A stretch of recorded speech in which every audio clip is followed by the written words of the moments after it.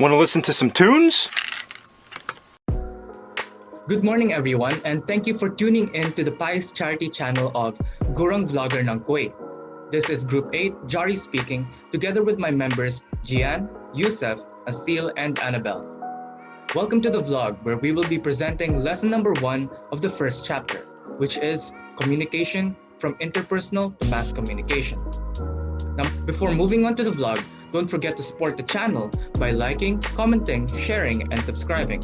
Also, turn on your post notification bell for further videos. Now with that out of the way, let's get on with the main topic. So what exactly is communication? Communication comes from the Latin word comunicare, which means to share or make comment. It is, at its core, the sharing of information between different individuals and can be defined as the process of understanding and sharing meaning. It includes the sharing of ideas, concepts, imaginations, behaviors, and written content. Now, every form of communication, from my experience, can be properly described and understood, whether it be with another person, verbally or non-verbally, digitally, and many more, by learning about the 4 key aspects of communicating, and these are the process, understanding, sharing, and meaning. So, the first one is the process. Imagine you are alone in your kitchen thinking. Then your mom enters the kitchen to talk. Now imagine that your mother is joined by a stranger, and this stranger listens intently as you speak, almost as if you were giving a speech. Now, what has changed? Now, you feel the need to watch your words more closely. The feedback or response from your mother and the stranger may cause you to rethink what you are saying. When we interact, all these factors and many more influence the process of communication. The second is understanding. Now, if a friend tells you a story about falling off a bike, what image comes to mind? Yes. Now your friend points out the window and you see a motorcycle lying on the ground. Now, by connecting the dots and understanding the words and the concepts or objects they refer to is an important part of the communication process. The next comes the word sharing. You can also share with yourself, a process called intrapersonal communication. When you bring ideas to consciousness, ponder how you feel about something, or figure out the solution to a problem and have a classic eureka moment when everything becomes clear. And finally, meaning. The word bike represents both a bicycle and a short name for a motorcycle. By looking at the context the word is used in and by asking questions, we can discover the shared meaning of the word and understand the message. Speaking about message, the message is the most important part in a communication process because you can't have communication without a message. The word message is derived from the Latin word mittere, which means to send. Messages can be sent both verbally and non-verbally. You can say one thing with your words, but depending on how you say it and the non-verbal cues such as posture and eye contact, you may send an entirely different message to your audience. That said, it's important to consider all aspects of your overall message, from verbal to non-verbal, to the meaning and the message behind the message when crafting your speech. Because every single word that you use to craft your speech then works to achieve that singular goal, point, or emotion, whether it be from interpersonal relationships or mass communication. Now that's all for my part. I hope you learned something, and my other members will discuss about the different aspects of communication. So now let's talk about the types of communication, and the first 2 types of communication are based off on interpersonal communication, which is just 2 to 3 people talking to each other. And just as Toro mentioned in 2009, he mentioned that interpersonal communication is a form of communication that involves 2 to 3 individuals talking to each other and acting using their voices and bodies. So simply put, it's just 2 to 3 people talking, just as I said earlier. That's interpersonal communication. And additionally, if 2 to 3 people can't talk face to face, then they do what's called mediated interpersonal communication. And most people do that today in the 21st century. They use technology as a means of communication so that they could send a message to and from each other. And yeah, whether verbal or non-verbal, face-to-face or through the media, they do or people do interpersonal communication, and it's considered if it's 2 to 3 people.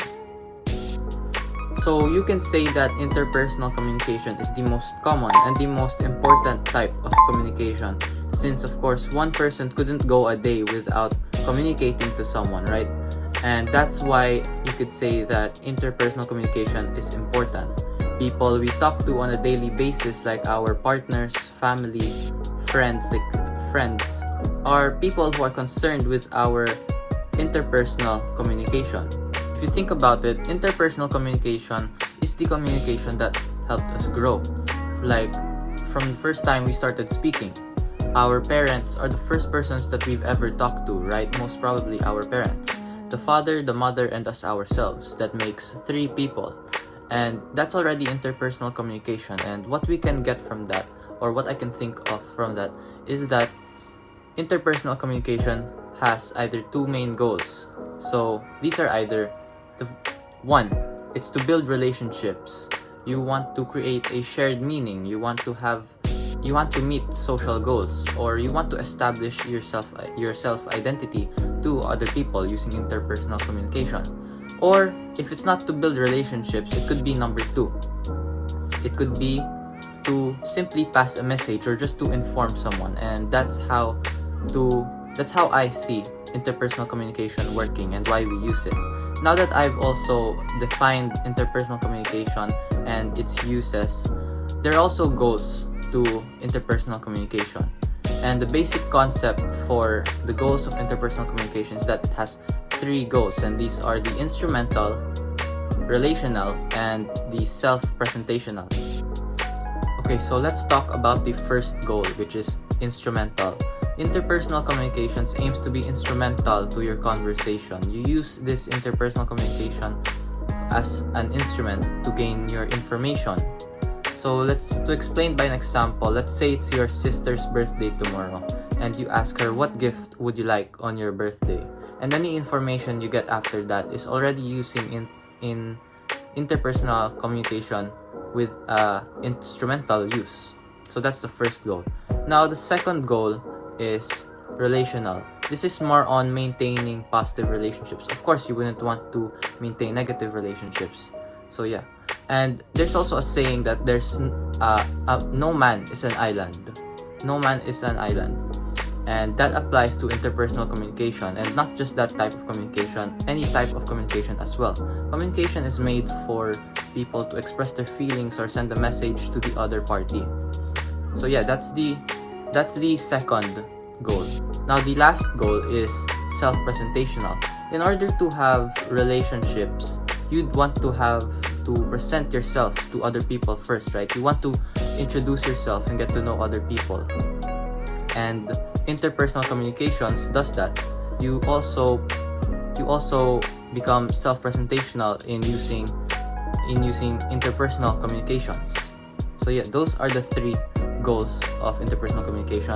I've just defined interpersonal communication and why we use it and the goals. So yeah, let's move on to the next type of communication. Hello there again. I'll be explaining the next 2 types of communication, which are organizational communication and public communication. Organizational communication basically is the interaction and the flow of information within organizations through different roles of the media. The flow of communication within the members, individuals, and organizations could either be formal or informal. Knowing how to generate and share knowledge, work with a variety of groups or individuals, interact in complex and evolving situations, and having the aptitude or motivation to communicate in acceptable ways are all important aspects of effective organizational communication. Organizational communication helps us to, number 1, accomplish tasks relating to specific roles and responsibilities of sales, services, and production. Number 2, acclimate to changes through individual and organizational creativity and adaptation. Number 3, complete tasks through the maintenance of policy, procedures, or regulations to support daily and continuous operations. Number 4, develop relationships where human messages are directed at people within the organization, their attitudes, morale, satisfaction, and fulfillment. And finally, number 5, coordinate, plan, and control the operations of the organization through management. Organizational communication is how organizations represent, present, and constitute their organizational climate and culture, their attitudes, values, and goals that characterize the organization and its members. An email sent by the school principal to all the academic personnel to communicate a new policy is an example of organizational communication. These messages flow through faculty meetings, memorandum posted in the bulletin boards for the personnel to see, or in conferences and seminars. The next form of communication we have is public communication. Public communication denotes communications between persons as equals. It is the receipt and exchange of messages, ideas, and opinions. Means of public communications evolved over time with the development of technology and mediums of communications. Likewise, public opinions, policies, and ideas evolved as society's attitudes and opinions changed. However, the exchange or transaction of ideas still remains constant. People respond and react within public groups, thereby contributing to and shaping public discourse. For example, the priest who stands before a congregation to deliver his homily is also engaged in a face-to-face public communication in the same manner that a politician who stands in the municipal plaza trying to win over a voting population is. The mayor or government officials standing before his constituents, exhorting them to be vigilant as they prepare for the coming of a storm, is also a form of public communication. We've been exposed to thousands of situations of public communications. Some examples happen through public speaking events, conferences, seminars, press conferences, and so on. And there are three types of public communication we see in our daily lives. Number one is speaking to inform. These are informative and argumentative speeches we see day to day. And number two, speaking to persuade, motivate, or take action are persuasive, argumentative, controversial, or policy speeches. And finally, number three, speaking to entertain, which are funny and special occasion speeches. Now, public communication should not be confused with mass communication, because although both forms of communication interact with the general public, they are both different in the ways they achieve this interaction. Public communication is sender-focused and typically occurs when one person conveys information to an audience, while mass communication occurs when messages are sent to large audiences using print or electronic media.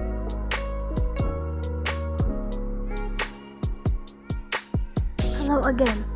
I'll be explaining the first four elements that constitute the creation of the message. First one is the source. As discussed before, the source imagines, creates, and sends a message.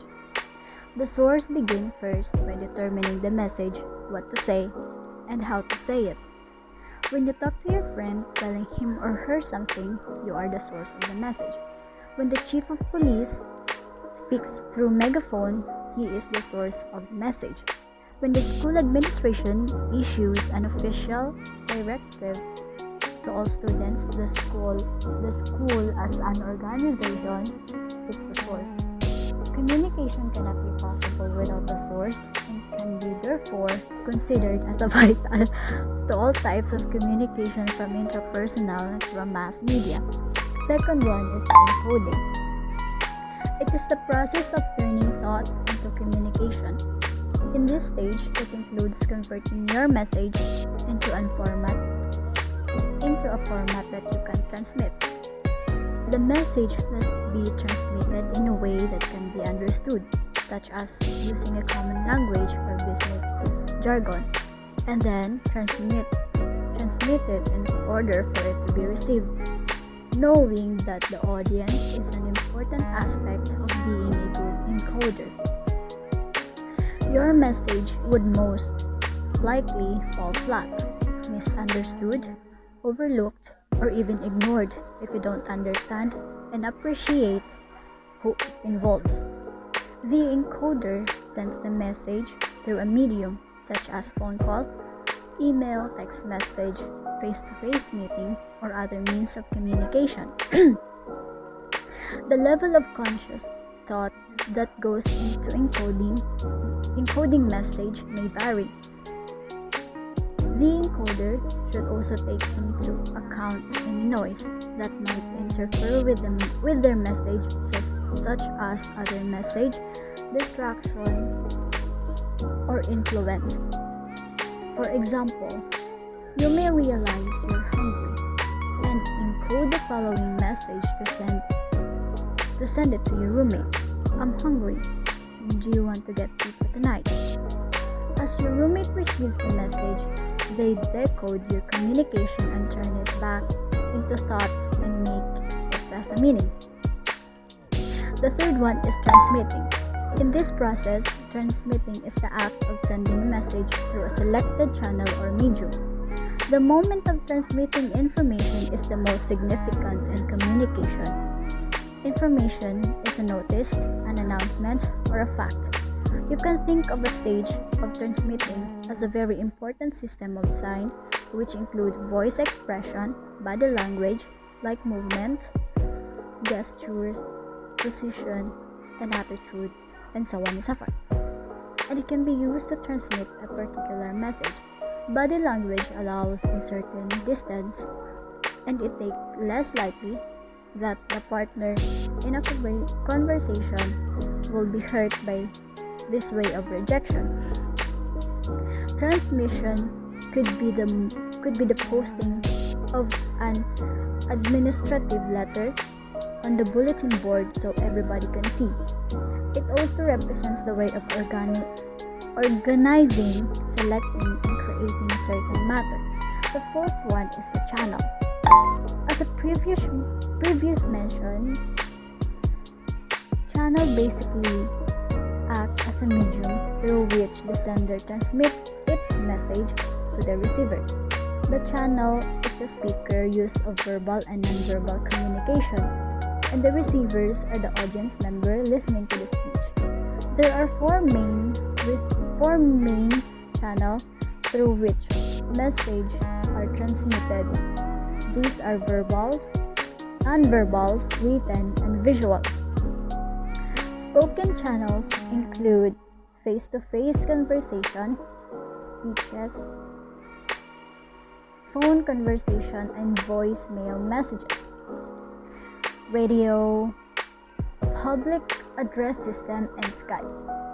Written channel includes letters, memorandum, purchase orders, invoice, newspapers and magazines articles, blogs, emails, text messages, tweets, and so forth. For example, think of your television. How many channels do you have in your television? Each channel takes up some space, even in a digital world. And the cable or the signal that bring the message of each channel to your home. Television combines an audio signal you hear with a visual signal you see together as they convey the message to the receiver or the audience. Thank you. Hey guys, so today I will continue to further explain the remaining elements that make up a message. So for the fifth one, we have decoding. When you decode a message, you extract the meaning of that message in ways that make sense to you. Decoding has both verbal and non-verbal forms of communication. Decoding behavior without using words means observing body language and its associated emotions. So for example, some body language signs for when someone is upset, angry, or stressed would be a use of excessive hand or arm movements, red in the face, crying, and even sometimes silence. Sometimes, when someone is trying to get a message across to someone, the message can be interpreted differently from person to person. So for our sixth one, we have receiver. The receiver is the destination of the message. The receiver's task is to interpret the sender's message, both verbal and nonverbal, with as little distortion as possible. The process of interpreting the message is known as decoding, because words and nonverbal signals have different meanings to different people. Countless problems can occur at this point in the communication process. The sender inadequately encodes the original message with words not present in the receiver's vocabulary. So, such as ambiguous, non-specific ideas or non-verbal signals that distract the receiver or contradict the verbal message. To better understand this component, think of a receiver on a football team. The player throws the football, which is the message, to a receiver who must see and interpret where to catch the ball. The player may intend for the receiver to catch his message in one way, but the receiver may see things differently and miss the football altogether. For our seventh one, we have feedback. So, the feedback refers to the response or reaction of a receiver to the sender's message. Feedback is the essence of the communication and is the final step of communication process. So without feedback from the receiver, communication process remains incomplete. This feedback may be an oral or unwritten message or action or simply silence. Feedback enables the sender to evaluate the effectiveness of his message. If the receiver does not understand what the sender wants to convey, then the sender refines or repeats the message. It also provides an opportunity to the receiver or audience to agree or disagree, or to indicate the source could make the message more interesting. As the amount of feedback increases, the accuracy of communication also increases. Last but not the least, we have noise interference. Communication by speech is the most direct communication between human beings. Noise disturbs this connection because it masks some components of acoustical features and therefore reduces the information content of speech. Not all noise is bad, but noise interferes with the communication process. For example, your cell phone's ringtone. This may be a welcome noise to you, but it may interrupt the communication process and bother your classmates. The first one is the physiological noise. It is a distraction caused by hunger, fatigue, headaches, medication, and other factors that affect how we feel and think. Second one is the physical noise. It is an interference in our environment, such as noises made by others, overly dim and bright lights, spam and pop-up ads, extreme temperatures, and crowded conditions. So for the third one, we have psychological noise. It refers to qualities in us that affect how we communicate and interpret others. For instance, if you are preoccupied with a problem, you may be inattentive at a team meeting. Likewise, prejudice and defensive feelings can interfere with communication. And last but not the least, we have semantic noise. It exists when words themselves are not mutually understood. Authors sometimes create semantic noise by using jargon or unnecessarily technical language. So that's the end of the video. I hope you all learned something, and don't forget to please support our Pies charity channel, Gurung Vlogger ng Kuwait, by liking, commenting, sharing, and subscribing. Don't forget to turn on your post notification bell for further videos. And once again, see you all next time.